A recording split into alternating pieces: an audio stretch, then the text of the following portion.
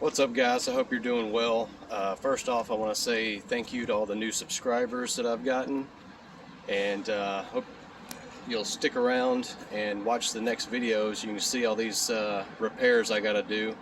I know in a video that I made that seems to be getting more popular now, I went over everything you need to know about the John Deere zero turns. Well, we're going to be doing a lot more than just going over that. I'm going to be actually going over some detailed repairs on those. We're going to be going over things on gators. I'm going to teach you guys how to do some welding, drilling, bolt extraction, just all these things that will help you guys out that are do-it-yourselfers. So hope you'll like the video, subscribe, and click that bell so you'll get notifications every time I make a new video. So let's get started.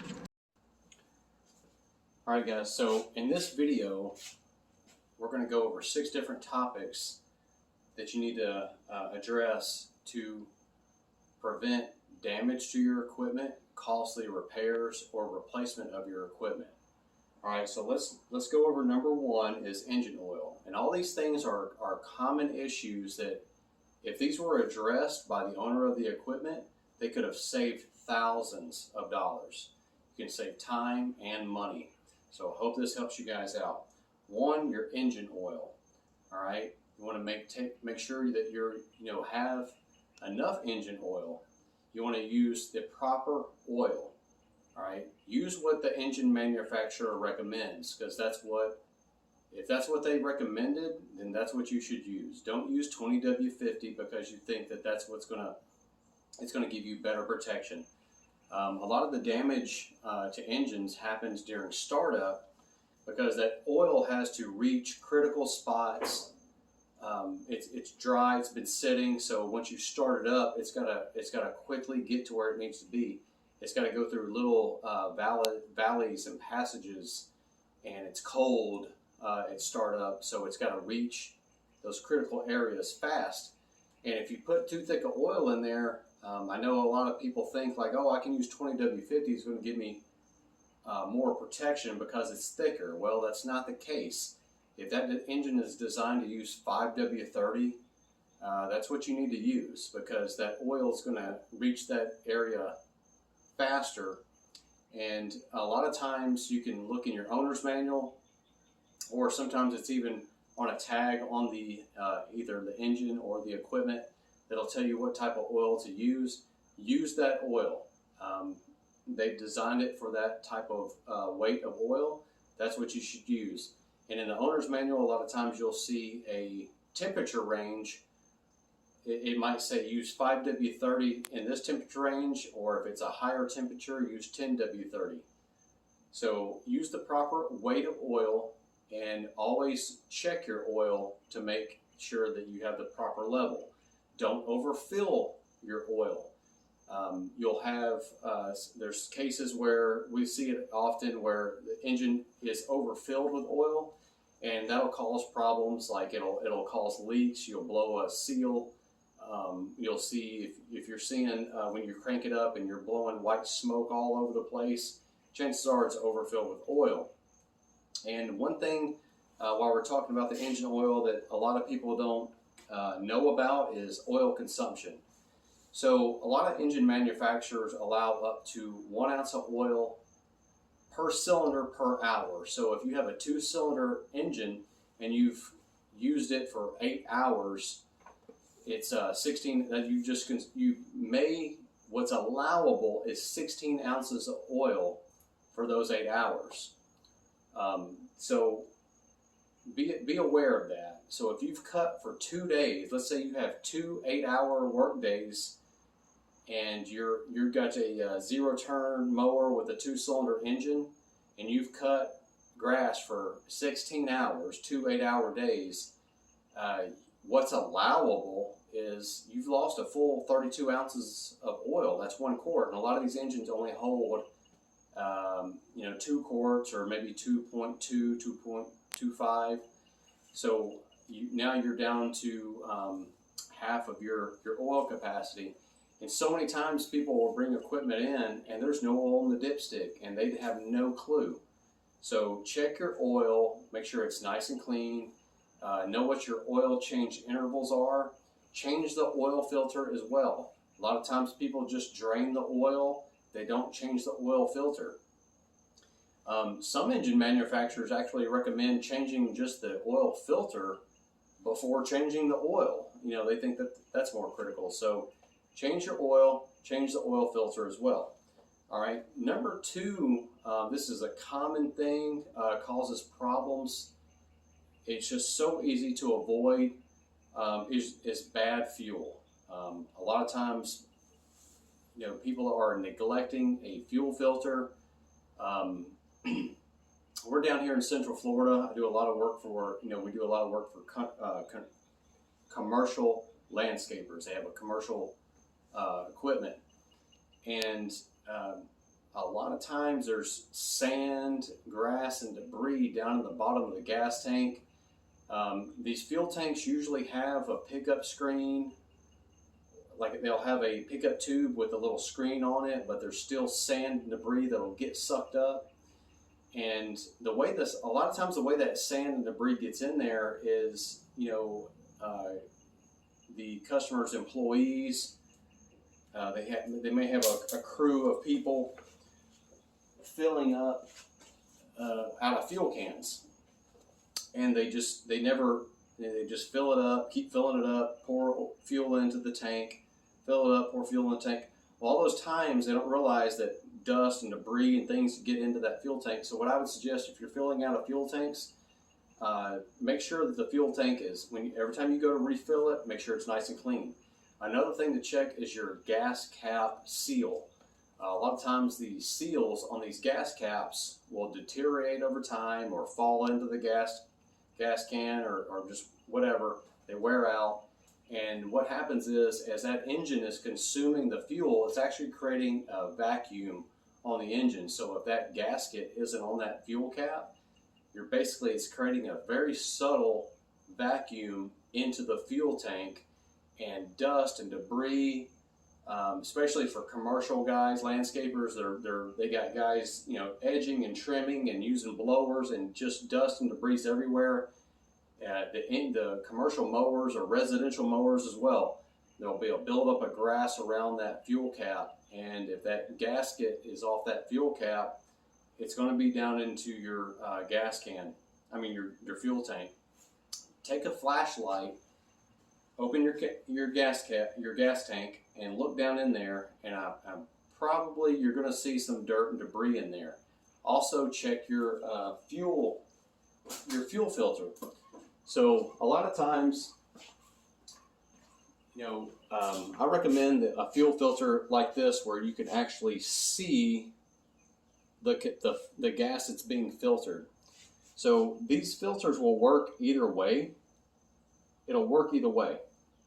But if you they're directional on purpose. So if you put it on this way, where fuel's coming in this way, you got this plastic housing here that you can see all the contaminants and debris in the gas that's being filtered, that's being pulled from your gas tank. If you put it on this way, it'll still work just as fine, but the problem is that you won't be able to see all the dirt and debris, because it's going to be inside of that paper element, and you're only going to see the filtered gas. So it's going to appear that it's clean, and if that ever breaks all of a sudden, all that dirt and debris that's been accumulating is now gone right into your fuel pump or your carburetor or throttle body, if you have a EFI unit. So keep those, you know, this fuel filter, it's about $5 or $6. $5 or $6 will save you a lot of money. It's a lot cheaper than a fuel pump or a carburetor, and the labor of going to replace that. A lot of these carburetors are about $300 or $400 plus about an hour's worth of labor to replace it, where all you had to do was just inspect your fuel occasionally and replace those fuel filters. It's critical. I see it every day. It costs people thousands of dollars because they just didn't keep an eye on that gas cap, O-ring, the seal, and they didn't replace their fuel filter. All right. Next thing that's, you know, not as common but almost as common are air filters. You know, people want to avoid changing an air filter. It's a $20 air filter, and next thing you know, it's clogged up with grass and debris and everything. Just check that thing, clean it out. You can use air, compressed air if you need to keep them, relatively clean, but eventually you're going to have to replace them. And if you start seeing holes in the air filter, you need to replace it immediately.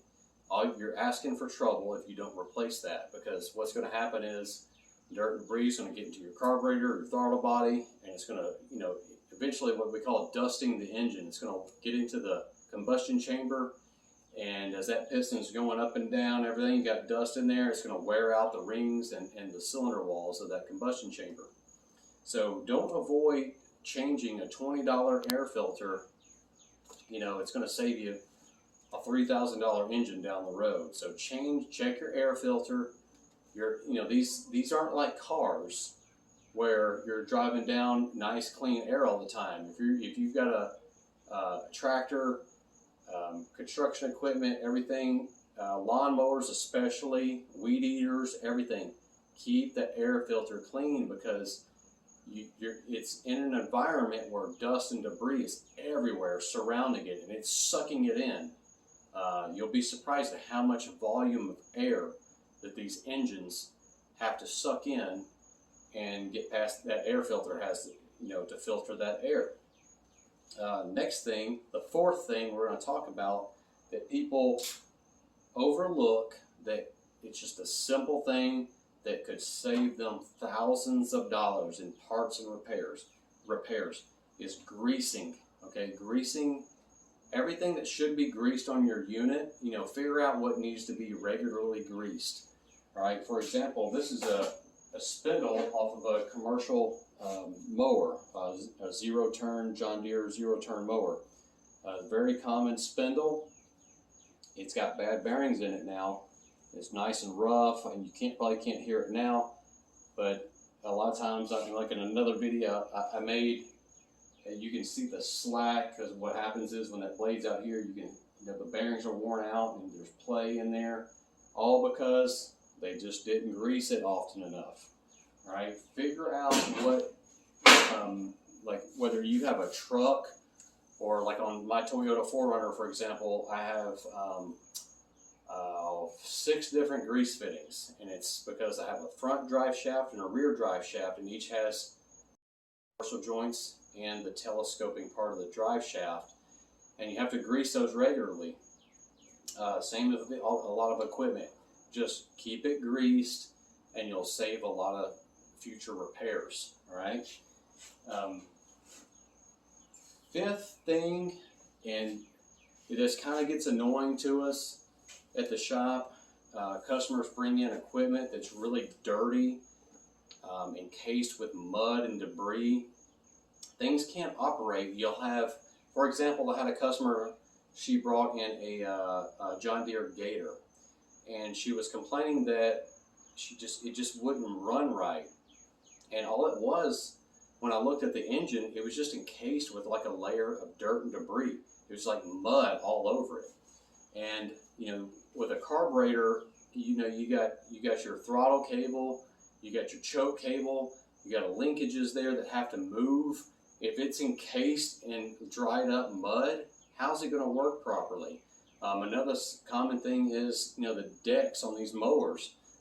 You need to clean it, keep it clean, because it gets covered up with grass and debris and sticks. Those sticks can get caught between the belt and the pulley, and that will cause the belt to throw, to get off the pulley, and it'll throw the belt off, and it'll cause damage to the, could cause damage to the pulley. It's definitely going to cause damage to the belt. And now you're looking at having to either replace the belt or at least have it reinstalled. And another thing about letting that grass and everything, dirt, just sit on top of those decks, now you're going to start looking at, it's going to hold moisture, and it's going to cause corrosion issues, okay? So if you keep your equipment clean, you're going to have less issues, all right?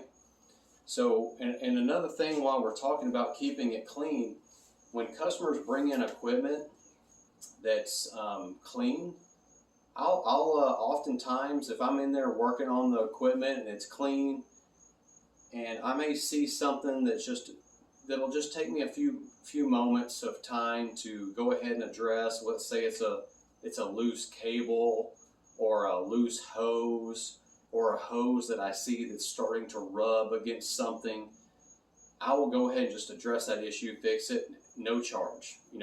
This happens all the time. While I'm in there fixing equipment, I'll see just a minor thing that I will go ahead and do, and that will save that customer possibly thousands of dollars in the future, and I don't even ever mention it to them that I fixed it. I don't charge them for it, everything, because they brought that equipment in there clean. They made it easy for me to work on it.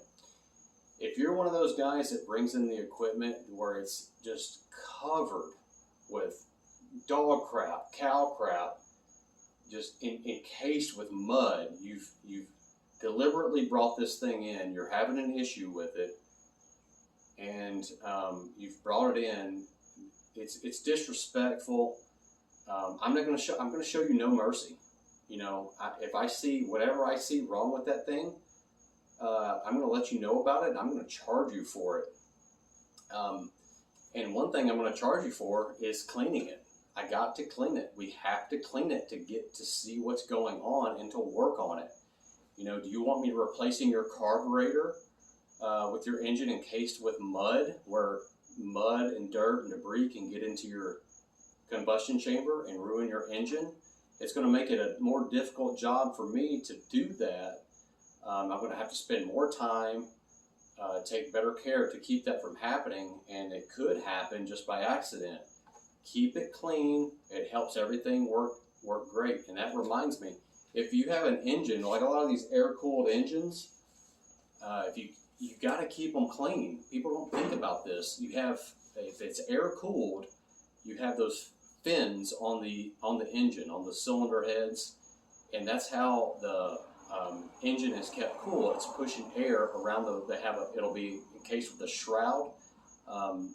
That shroud is there to help the airflow, and if it's got dirt, debris, let's say you had an oil leak and that you've avoided fixing, and dust, dirt, or grass gets all in these passageways where air can't flow through there. It can't keep the engine cool as well, all right? And then eventually, we see it all the time, people just neglected keeping the unit clean, and next thing they know, they've overheated their engine, and their heads are warped.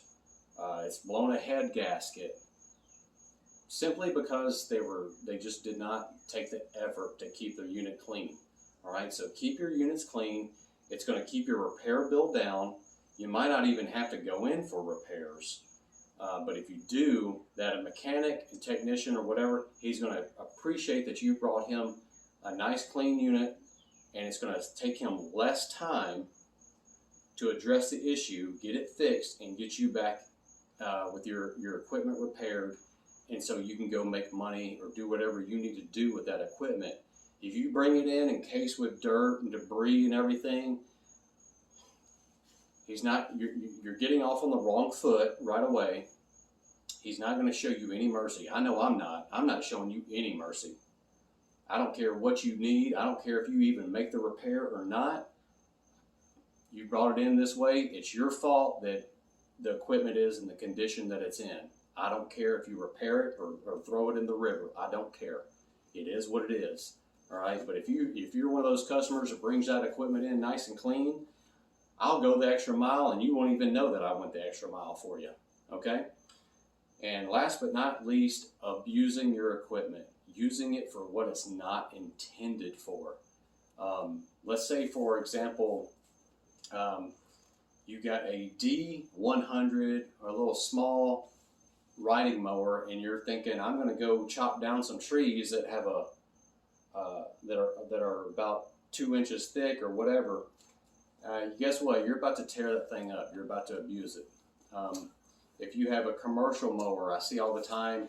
We do a lot of work for commercial landscapers. We're down here in Central Florida, close to Orlando, Florida. You got, Disney, Universal, all kinds of resorts. We have famous people, rich people down here. Nobody cuts their grass. It's the land of landscaping, okay? And so we get a lot of landscapers down here, and oftentimes the people that they hire to run the equipment don't own that equipment, they don't care, and they abuse it, okay? So I do a lot of welding repairs and things because they've broken the frame, they're running that machine full blast, full speed up onto a curb, with those caster wheels going up there, and they just hits it. I saw one the other day. I'm surprised the guy even survived it. I mean, he just hit this thing full blast on a curb and nearly went airborne. And I'm just like, good grief. Just don't abuse your equipment. Take it nice and easy, and you won't have these type of problems.